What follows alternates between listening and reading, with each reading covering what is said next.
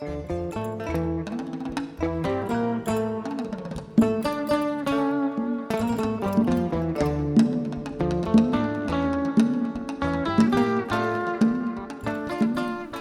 ancient indigenous people in Mexico were called Mexica, and around 1500 or 1600, a German traveler, explorer, changed the name to Aztecs.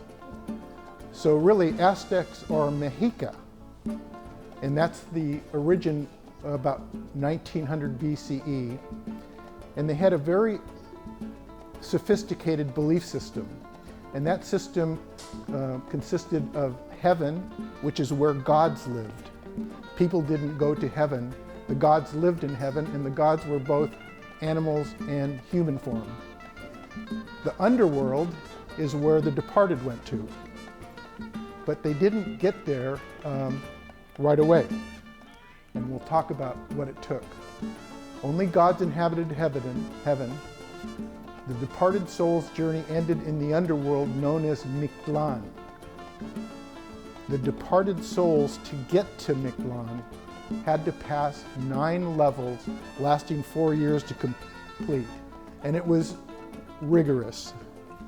Level 1, a person dies and their soul has to cross the Apanohia River with the help of a vermilion dog, which was a god, and the color of the dog lit the way through the darkness. The next level was Temple Manamixitlan, where the souls wait for 2 hills crashing into each other to set, allowing the soul to cross. And I'll tell you a little bit about this language. It's called Nahuatl, or Nahuatl. And there's about 1.5 million people in Mexico that still speak the language. Out of 126 million, there's still existing about 1.5 million that speak that language. It is different from Spanish, but very similar. Level 2 is where the 2 souls have to go through 2 hills that crash into each other, and they have to survive that, as you can see, that passing through the hills. Level 3 is Istepets, and the souls have to cross a pass of obsidian, which you know is very slick and it's very sharp.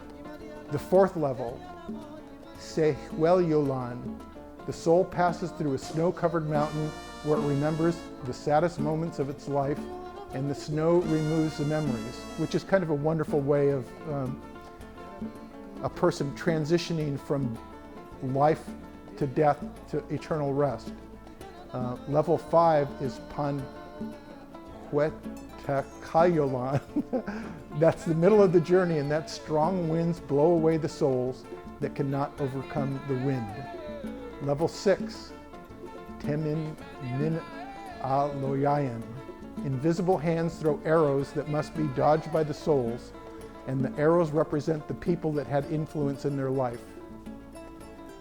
Level 7 is Tezcatlipoca.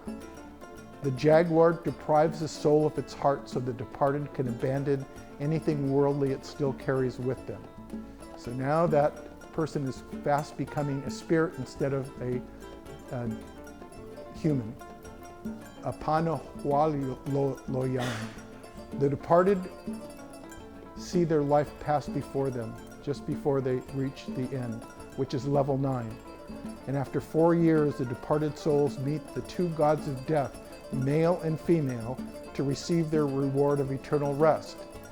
And so when you look at this complicated kind of rigorous test that a person may go through, my way of thinking, it is how the unexplained is explained to people, how they were able to deal with life and death, and they did it through this sense of a person has to go through levels to compete, not so much compete, but to go through a rigorous test in order to reach eternal rest.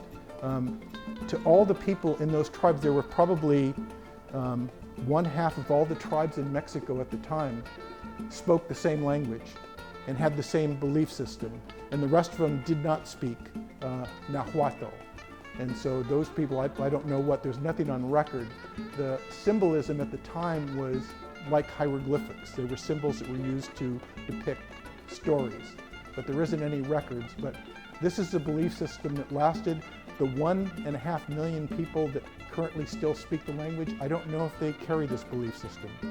But to them, it was just as true as anybody else's religion, and that's how they dealt with death. That is how we get to Dia de los Muertos, right? The offering at the time was done during the end of harvest. It lasted about a month, and it is now turned into an altar or an ofrenda. There are 4 levels to the ofrenda, and I'll show you the 4 levels that we have. This is one level here where the kids have put their papel picado. This is the 2nd level, 3rd, and then 4th, and that represents earth, wind, fire, and water. And that was from the ancient culture before the Spaniards brought Catholicism to Mexico. The ofrenda is decorated with offerings to the departed soul to summon the souls to the ofrenda. And let me talk about this. This is papel picado. And papel picado is done so that the holes will allow a soul that's being called to the ofrenda to pass through the paper into the altar. And that's why there's holes in all these papers. It's not just for the design, but it had a specific purpose in mind. Flor de Muerto, if you've noticed how big Dia de los Muertos has gone, anything you want, just put de muerto and it becomes part of the celebration. So this is Flor de Muerto, which just means flowers of the dead. But there is a reason marigolds are used. I don't know if anybody knows the reason.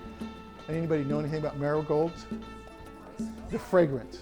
The fragrance is what draws the spirits to the ofrenda, and that's why marigolds are used.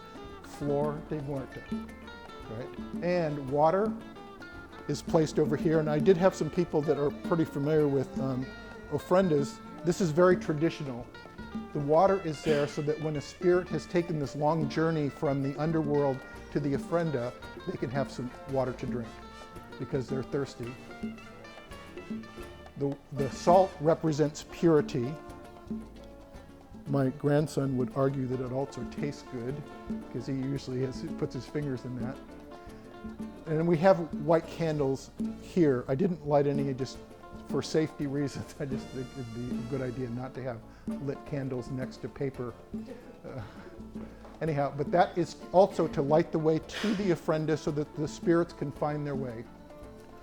And then the pan de muerto, here we go again.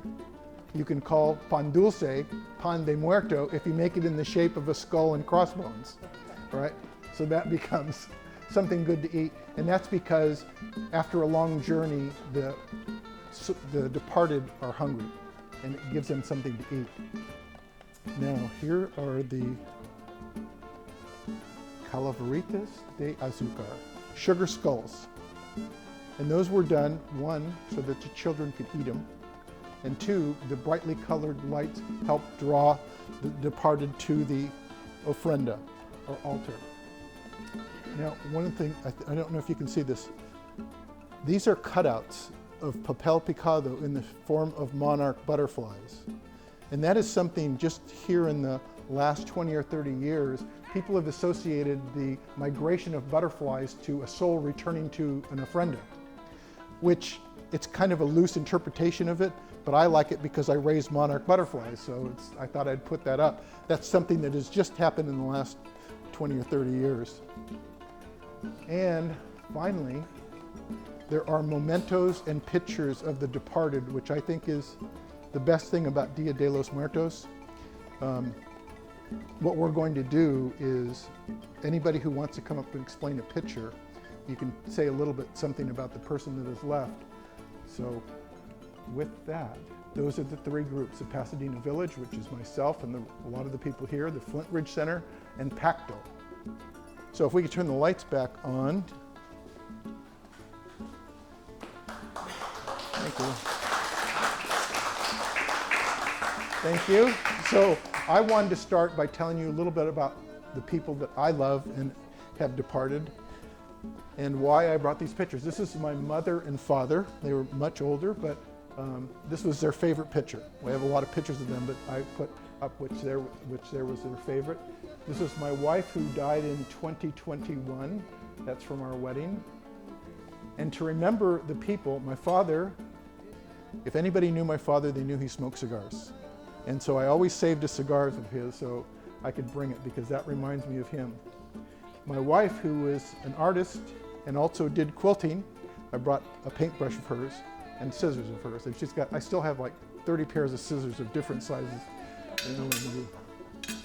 And then I also brought, this is from the pilgrimage in Spain, the Camino. And we both walked that. After she was diagnosed with terminal cancer, we both did our own kind of prayer and meditation trip. And so I brought that to remember them. And I have nothing left but good memories of them. And so I come and I say this every year, and I've been doing this for, I think, 4 years now, and really enjoy it. So, oh, my mother, I forgot my mother. She would be so mad if I could just hear her now. This is a molcajete. This is, my mother was a fabulous cook, and this was used just for grains and seeds and things like that. And then we have a larger one that she didn't give to me. She gave me the small one that you can do guacamole and different things. But these are the things that when I look at them, I instantly think of those people. And that's kind of the beauty of Remember Me, like the Pixar movie, what's it called? Coco. It's a great movie because it says those two words, Remember Me. So if you're going to get up, remember you do have to sign a release, but who would like to come up and explain the pictures that they brought? Go ahead, Bruce. Hey, hi, my name is Bruce Christensen, and this is my mother. She died 8 years ago at 94. And this is a biography that she prepared, and I don't know if you've seen it, but sometimes you get a list of questions and they ask you to fill them out, and my sister-in-law transcribed them. I provided the pictures, and so we have this biography of my mom. Now, my parents were part of a high-demand religion, and I didn't fit in because I'm not religious and I'm gay. And so my parents were extremely religious, but they were never unkind. The concept of Dia de los Muertos allows me to get a better perspective on the relationship with my parents. There was a lot of good and some not so good with our family relationships. And I find remembering my family and friends through Dia de los Muertos adds my understanding of life. And so when Dan did this last year, I started really thinking about it, and now I think, Dia de los Muertos is going to be part of my life going forward.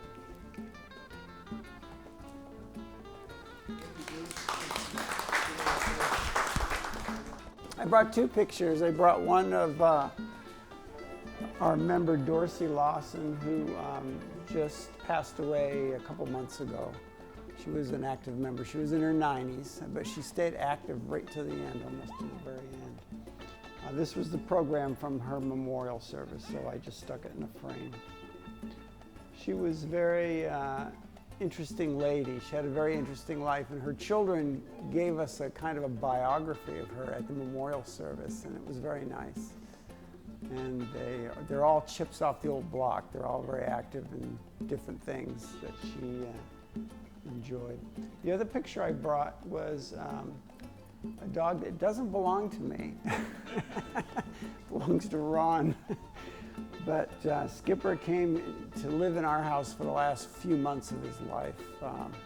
He got to be too much for Ron to handle because he was not able to walk very well. So we kept him going for I don't know how many months before he finally. But he was a sweet dog, a very different personality. And I'm glad that he's next to this other dog here that somebody brought. Maybe, Betty Ann, you can come up and talk a little bit about your dog. Okay, well, I'll start with Moshi. Bruce and I, this was the 7th golden retriever we've had. And golden retrievers are amazing dogs. And Moshi was 13 years old when she died in June. And she was the sweetest dog you could ever imagine. She would never hurt a flea. And we walked and walked with her and had such a good time with her. So that's a good memory of Moshi. And now we're thinking about getting a new puppy before too long. But that was Moshi. But this year, my brother died, and he was my oldest brother. His name was Roy James McCorkle Jr. And he lived a good long life. He was a sociologist, a medical sociologist, worked in hospitals and so forth. And after he retired, he found his real passion in life, and it was being a Qigong teacher. He went all over the country and studied under Qigong gurus in Austin, Texas, and Santa Barbara, and he got into these Qigong routines, and some of you probably don't know what Qigong is. It's a little like Tai Chi. But it was really wonderful. He believed if he did Qigong all the time, he wouldn't get sick, but in the end, he did get sick. But anyways, he loved it, and these are some of his favorite sayings. He would say, "Embrace your tiger, return to the mountain, and stand like a tree." So that was what they said at his memorial service. And he was an amazing older brother to have, very active in the civil rights movement and all kinds of liberal causes, and he was a wonderful brother to have. So that's my brother. I'm here to talk about my late husband. We were together for 40 years. I'm going to bring out a couple of things that were important to him. One was spirituality, and one was sportality, or whatever you can call it. Sports was his thing. He was recruited by the Cubs and another team, but he was too busy to go to their farm team. But he was too busy being a hippie in San Francisco to try out. That was Fred, and he was always in search of God. That was his other thing. And luckily, with his sports, he did end up working for the Lakers and the Kings and the Sparks. So he was lucky that he could do that. Let me see, what else about him? He was really great as far as his compassion for people. If you don't mind, I'll tell a little story. When he worked for the Lakers, there was an acquaintance of his was dying of AIDS. And at the time, his mother was in the hospital with him. And he said, and Magic just came out as having AIDS. And he said, before he died, he said, if I could, I would shake Magic's hand. So Fred, he died, but his mother, Fred arranged for his mother to meet Magic. He had him go to a game, meet Magic, put his name, her name, and his name on the scoreboard. And it was a wonderful experience for Fred and for family. Anyway, but he was a wonderful person, and he found what he was looking for as far as his spirituality was concerned, which was an Indian spirit, which I really appreciated, because then I got to go to India 4 times, and he went 17 times. But he was an air traffic controller. He was a Renaissance man. Anyway, that was my Freddie. Oh, and I feel that when Freddie Freeman came on and was the best player, the MVP, I felt something cosmically was happening, because I would go, Freddie, Freddie.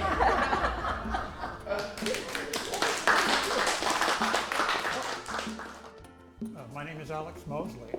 I'm affiliated with the Flintridge Center. I was affiliated with the Flintridge Foundation before, so I've been involved with those organizations for 35 years. And my wife, Jaylene, was the driving force between both of those. And she's the reason we're in this building. She's the reason that Flintridge Center exists. And she was the most generous, compassionate person I ever knew, and creative. She always claimed that she wasn't creative because she wasn't an artist, but she was one of the most creative people I've ever known, and just all this building of ideas and ways to help people and ways to be compassionate. She just had a heart for the entire world. And she died in 2019, and she is greatly missed.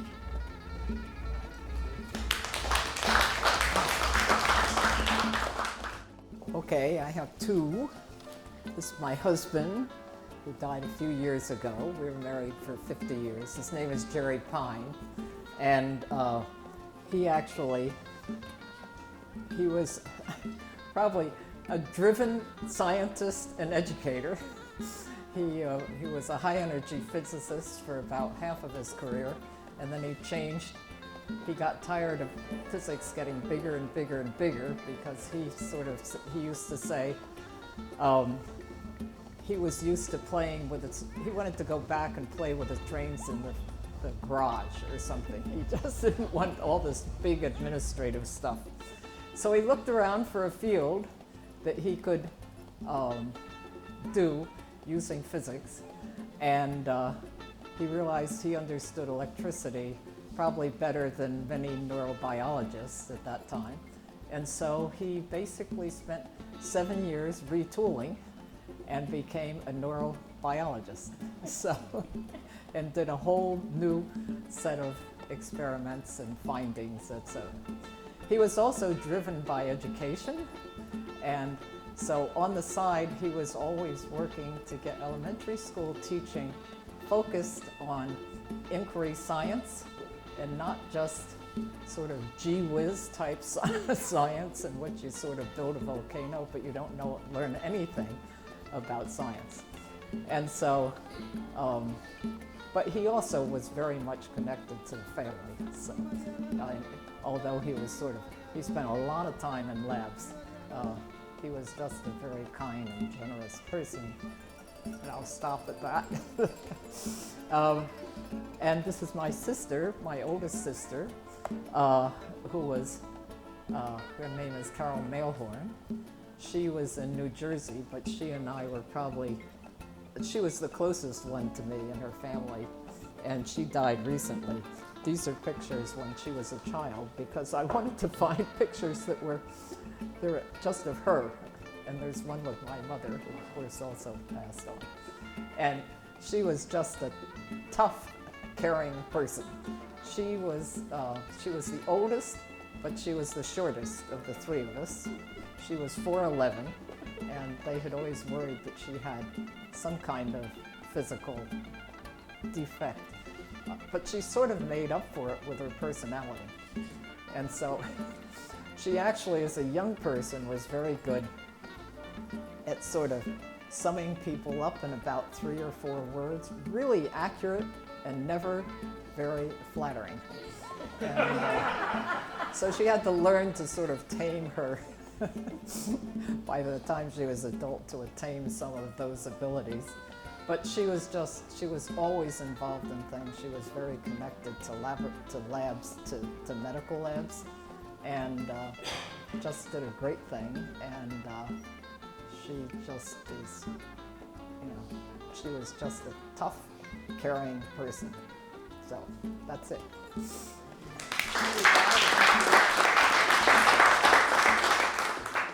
Good morning, everyone. Buenos dias. Mi nombre es Jackie. My name is Jackie. I brought a picture of my dad, my aunt, and my grandmother. My dad's mother. Just great memories about them. I learned a lot about my grandmother and my aunt, cooking and getting together with families. I always talk to my daughters about them and my dad, and just great memories about them.